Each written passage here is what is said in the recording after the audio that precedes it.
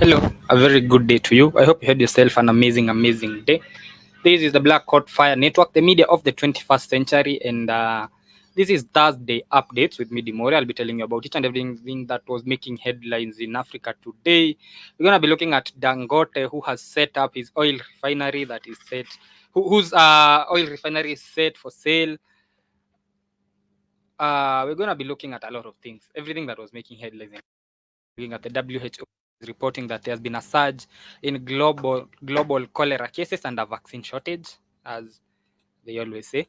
And of course, our main focus will be Dangote, which who owns Dangote is on books. He's supposed to be the richest man in Africa, and he has started a petroleum production for the first time in 3 decades in Nigeria. So it's a 20 billion USD refinery on the outskirts of Lagos, which was built by Nigerian billionaire Aliko Dangote. It has a capacity of 650,000 barrels per day. The refinery is now the biggest in Africa and is going to reduce Nigeria's dependency on imported oil products. And I know you're wondering, how come Nigeria imports oil and yet it's an oil well in itself? How come it still imports oil? It's because Nigeria exports oil, then imports oil. As ridiculous as that might sound, that is what Nigeria does. It exports oil and then imports it back. So now Dangote, I don't know what to think about this. Now Dangote has built a 20 Aliko, his name is Aliko Dangote. Aliko Dangote is the richest man in Nigeria and perhaps the richest man in Africa, might be the richest man in Africa. He has built an oil refinery with a capacity of 650,000 barrels per day. So it's now the biggest, the largest in Africa, and it is going to reduce Nigeria's dependence on imported oil products. Whichever way you look at it, I don't know which way to look at it. Aliko Dangote is rich. Nigeria is rich. He might be having his own selfish reasons for that. Of course, he's a businessman. He's not building an oil refinery to help Nigerians. He's building an oil refinery to add to his wealth. But I like it. I like it because it's in Nigeria. And I like it because it's going to employ Nigerians. And I like it because Nigerians will be able to access their own oil without importing it, exporting, then importing. So Nigeria is a country that should be having an energy independence, considering it's supposedly, it's even supposed to be the biggest, the largest economy in Africa, with the population it has, with the mineral resources it has, with the oil there. It's supposed to be a very energy dependent country, but it has always been reliant on fuel imports, despite it being Africa's largest oil producer. I want you to get the irony. Nigeria is Africa's biggest, largest oil producer, but relies on imports, relies on fuel imports.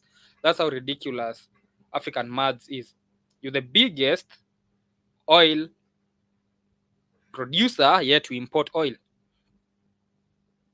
So it has always been a struggle for it to maintain its 4 official refineries, because there's always fuel shortage, long queues at petrol stations, and a significant economic burden that comes in that now, due to the fuel shortage, the government has to always come in every now and then to try and subsidize on the oil.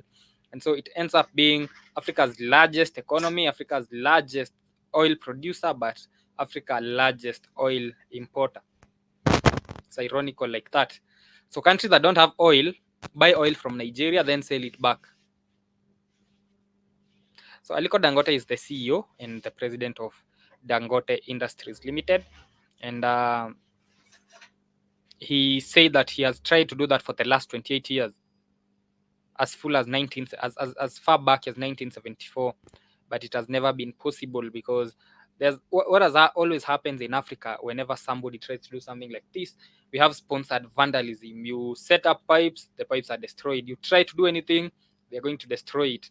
So I understand in Nigeria it has always happened like that. In many African countries, whenever an investor tries to do something like that, the companies that are already there do not want anybody coming to bring in competition, and so they always, if not vandalism, then something always happens to make sure that it doesn't work. But Dangote's one is going to start being operational, and the refinery is going to produce Euro 5 standard diesel. That is a very high quality fuel that contains less than 10 parts per million of sulfur. So it's a very high quality fuel. Dangote is so what that means is Nigeria is going to be exporting high quality fuel. It's going to be exporting high value goods rather than it's exporting crude oil, because Nigeria has been exporting crude oil. It is now looking into refining and producing high standard diesel, high quality fuel, that is going to be of international standards and that people can look into. And as I said, Dangote is a businessman. Take away any philanthropic thoughts that you have. He's there to make money. And I'm happy because he did that in Africa.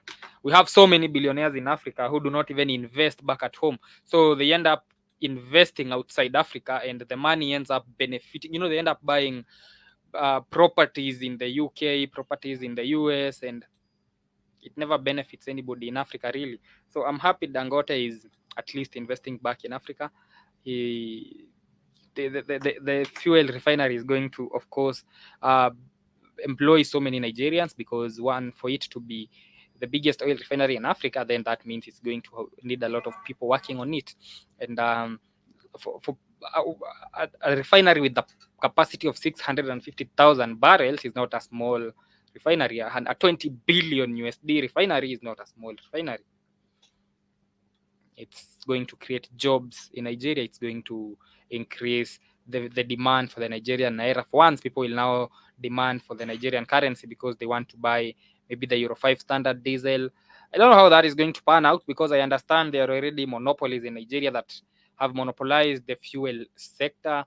I'm not going to mention names, but I know some of them. One has a red logo. They have monopolized the Nigerian oil industry already. So I don't know how Dangote is going to deal with the monopolies that have not just monopolized Nigeria's economy and oil industry, but have monopolized the entire African fuel industry. Because trust you me, you go to any African country, there's a company that you'll never miss.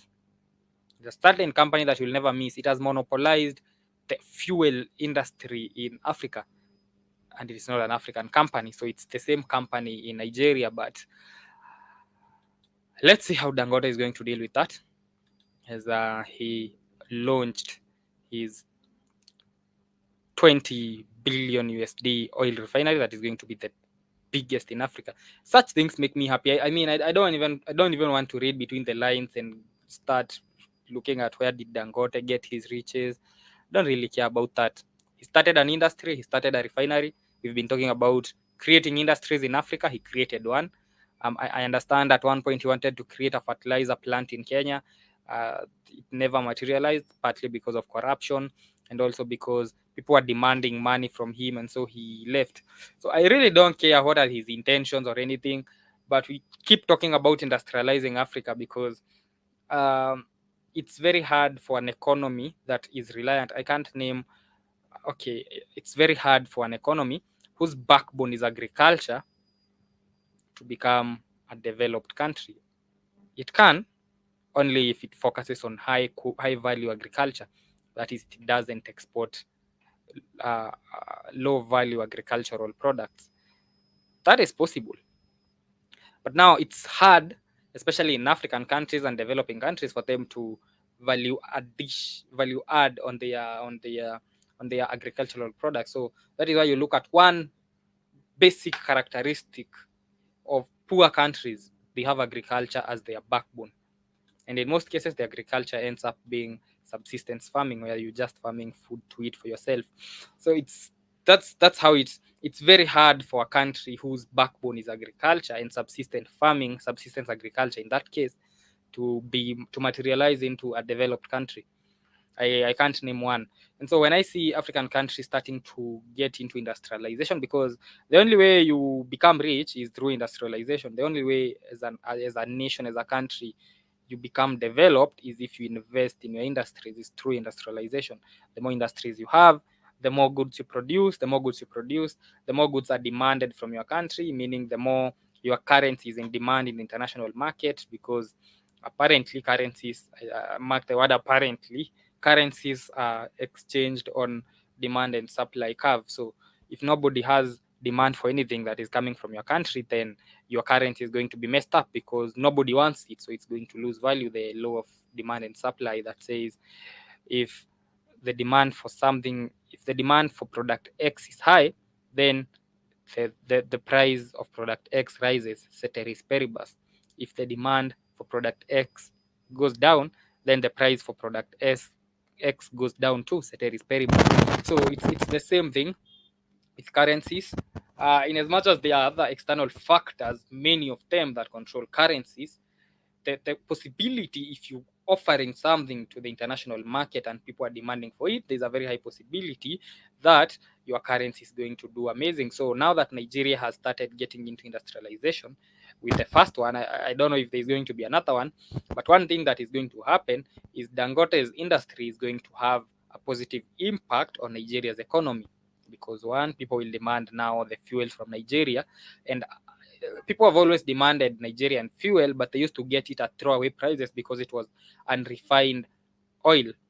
So now that Dangote is going to refine it and sell it as high value, as processed, refined diesel, fuel, and every other thing, then that means that it is going to have a positive impact on Nigeria's economy, because now for you to import your oil from Nigeria, your fuel from Nigeria, you'll need the Nigerian naira. So you'll now, the demand for the naira is going to go up, and of course, that has a positive impact on the economy. That once the currency goes up, a currency is very important. How a currency performs is very important, because you also need to import things.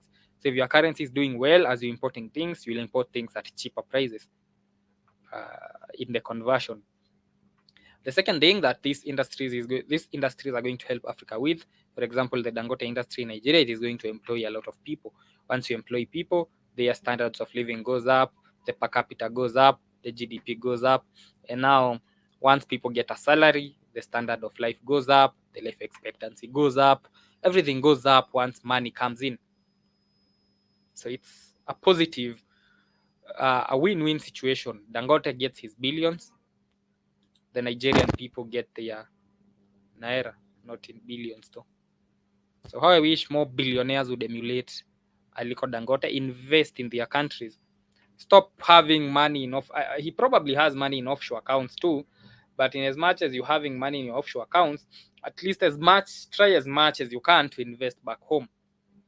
You're still going to make money back home, and you're still going to benefit your people. It's your people you'll employ, it's your people's whose standard of living will go up, it's your country that you're building, it's your country's GDP that is going to rise, it's your country's per capita that is going to do better, it's your country's inflation that is going to go down.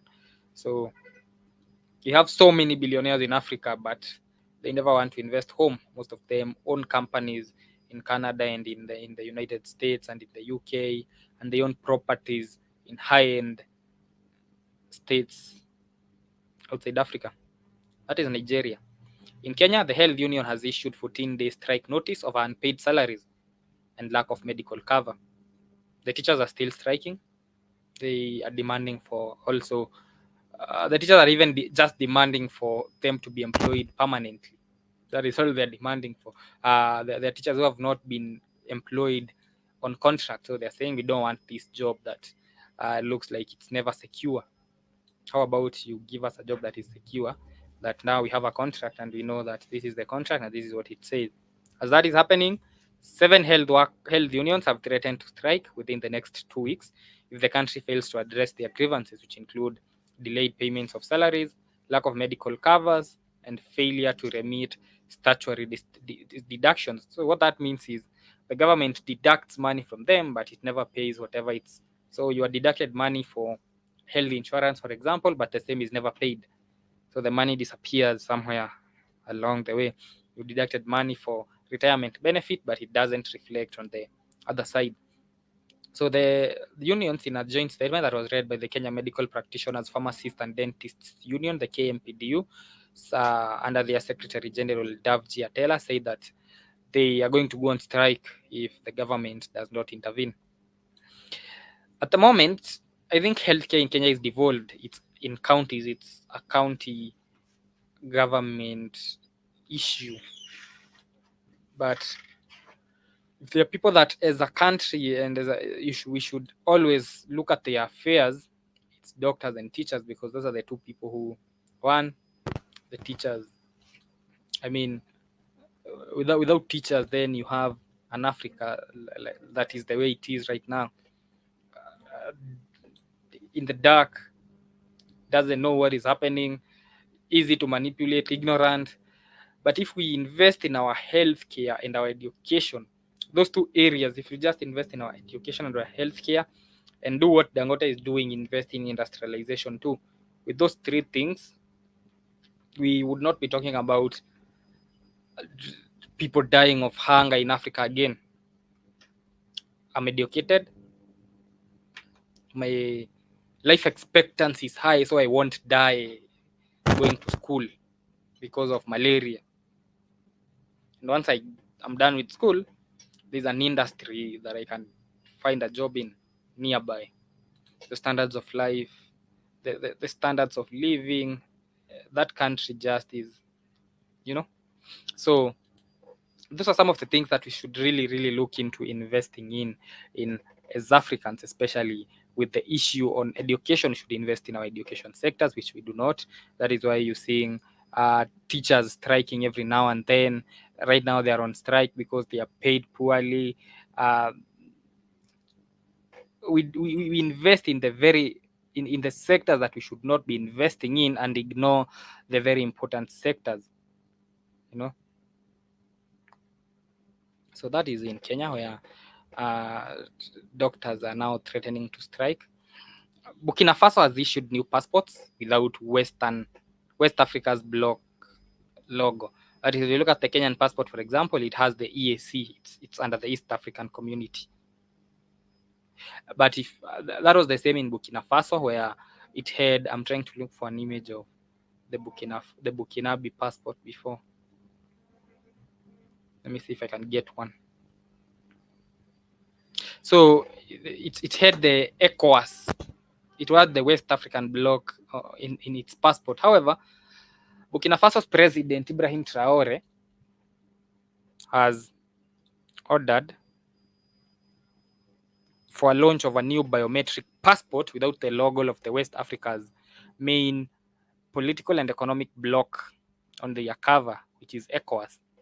This is just to show the determination to withdraw from the regional alliance after the military leaders took power last year. The main issue between Burkina Faso and ECOWAS came in when ECOWAS threatened to invade Burkina Faso if Traore does not hand power back to the democratically elected president. So that is why Burkina Faso now, in retaliation, left ECOWAS. And to show that they're not going back there, Traore has ordered for the launch of a new biometric passport that does not have the logo of ECOWAS on the cover. The ECOWAS has been trying to persuade the three countries to come back. ECOWAS has 15 countries in it. Now, with 3 gone, that leaves 12. So now on the passport, there is no ECOWAS logo. There is no mention of ECOWAS either. That is just to show that Burkina Faso has decided to withdraw from this body completely. That is to show that they are not going back again there. So ECOWAS has been trying to use all forms of tactics to get them back. They tried to incorporate the newly elected Senegalese president Diomaye Faye because they thought he was young, and of course he's going to resonate with Traore considering he's 40, Traore is 30-something, and now try to convince the 3 Sahel countries to go back to the economic bloc of West African states, that is the ECOWAS. Never worked. Now ECOWAS has been threatening the 3 countries. It said that For example, the 3 countries' withdrawal would undermine the freedom of movement and a common market of the 400 million people who live in ECOWAS is 50-year-old, by the way. So every other method has been used to lure, to force, to intimidate them to go back there. With the latest one that has been happening being the attacks that have been happening on the 3 countries. The attacks have been linked to Al-Qaeda, ISIS, that is the Islamic State. They've really been trying to destabilize the 3 countries, the Sahel countries, over the past few months. And the 3 countries have formed a 3-way defense and cooperation pact, which I still keep asking that they operationalize, because they are yet to operationalize their 3-way defense. It's not yet operational. That's why the attacks all over in Mali, 120 people were killed in Mali. There were attacks in Burkina Faso, attacks in Niger, because they are still operating individually, even though they've entered into a pact. They've also had they've tightened their relations with Russia, that being one of the reasons why in Mali, for example, the Ukrainians were allegedly behind some of the attacks that happened there, with the Russian soldiers being killed alongside Malian forces. So now that they have been they have been cutting their ties with Western powers and seeking closer relations with Russia, the best thing that the 3 countries should look into right now is materializing their 3-way defense, their army that they formed, the Sahel army, because that way it's easier for them to deal with the groups that are cropping up all over, killing villagers all over Mali, Burkina Faso, and Niger, because that is now the remaining method, having tried propaganda. ECOWAS saying that 3 countries withdrawal is going to undermine the freedom of movement and the common market. ECOWAS has about 400 million people, with about half of them being from, how many people are in Nigeria? Nigeria has, I think, 200 million people, if I'm not wrong. So let me see Nigeria's population. So ECOWAS has 400 million people, half of them being Nigerians. And the 3 nations were among the most stable countries. Nigeria has 218.5 million people. Half of ECOWAS is Nigeria. So the 3 countries were among the most stable ECOWAS countries, considering, for example, Nigeria with Boko Haram, not even stable, and it hasn't been doing so well economically and in every other area.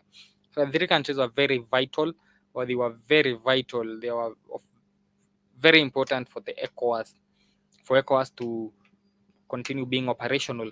And that is why ECOWAS has been on the begging side ever since they left, because they need the 3 countries more than the 3 countries need ECOWAS. And a big shout out to Jiba Jaba, who's with me. So the 3 countries do not need ECOWAS as much as ECOWAS needs them, because you can't be the economic state of West African countries when the 3 most stable countries in your bloc are leaving you. It won't work. So that is what is happening in Burkina Faso now, that they have decided to fully withdraw from ECOWAS, and they have removed the ECOWAS logo from their passports, and Traore has ordered a new biometric registration to be done, so that the people of Burkina Faso can be able to access passports that do not have the ECOWAS logo on it. That was Burkina Faso. And the WHO is reporting that there has been a surge in global cholera cases, and there has been a vaccine shortage. So that the WHO is asking for funding. WHO Director General, his name is Tedros Adhanom, said that the cholera situation in Africa especially is worsening. It's a worsening. He described it as a worsening situation. They say there was a significant increase in both cholera cases and deaths in 2023. So he is requesting and asking that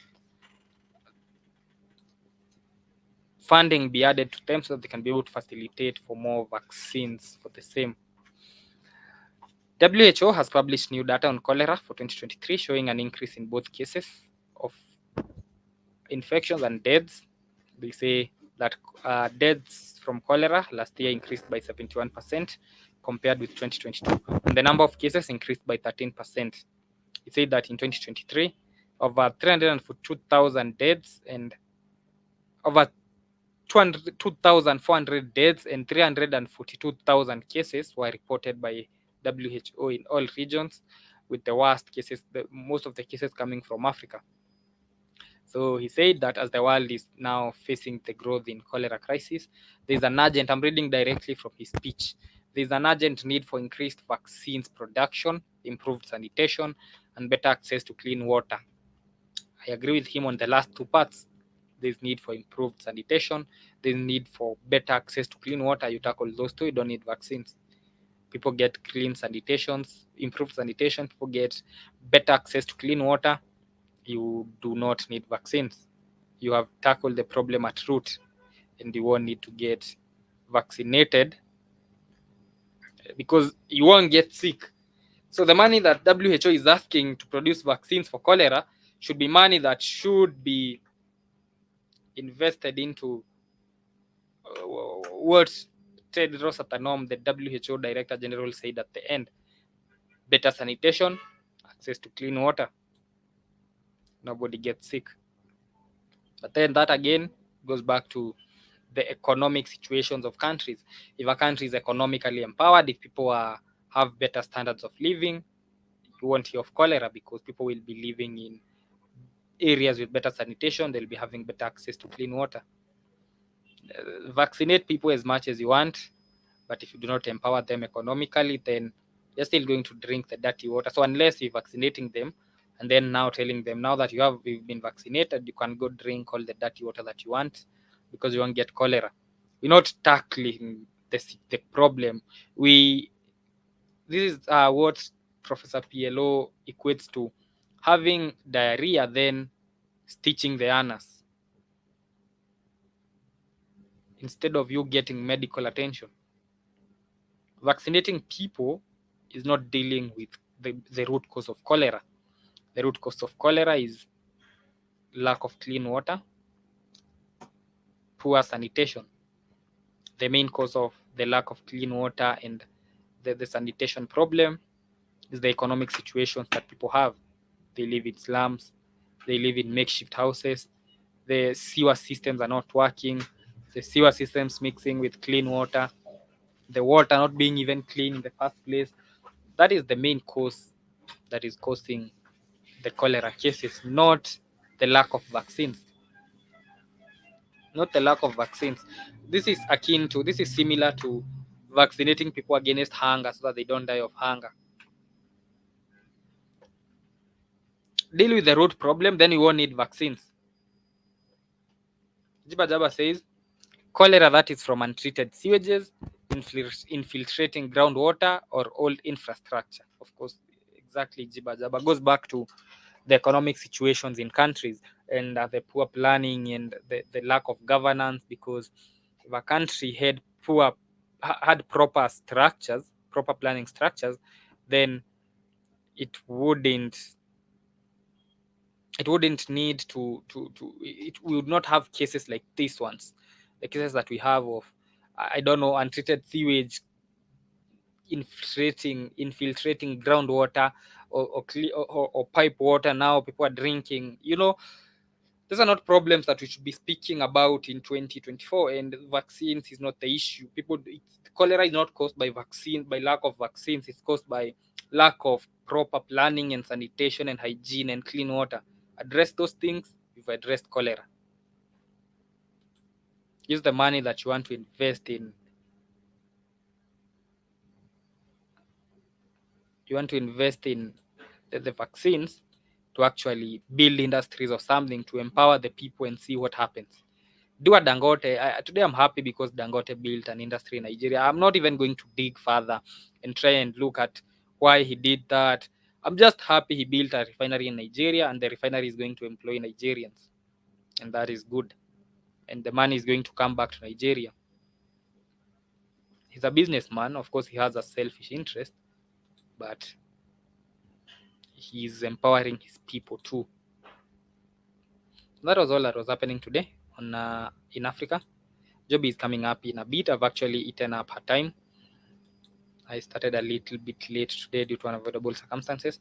Thank you, Jiba Jaba, for joining me. I've seen you telling me to drop something on your WhatsApp. I'm going to do that immediately after the show.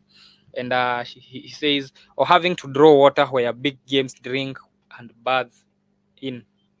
That is another cause of the water, because you have waterborne diseases in Africa still so bad.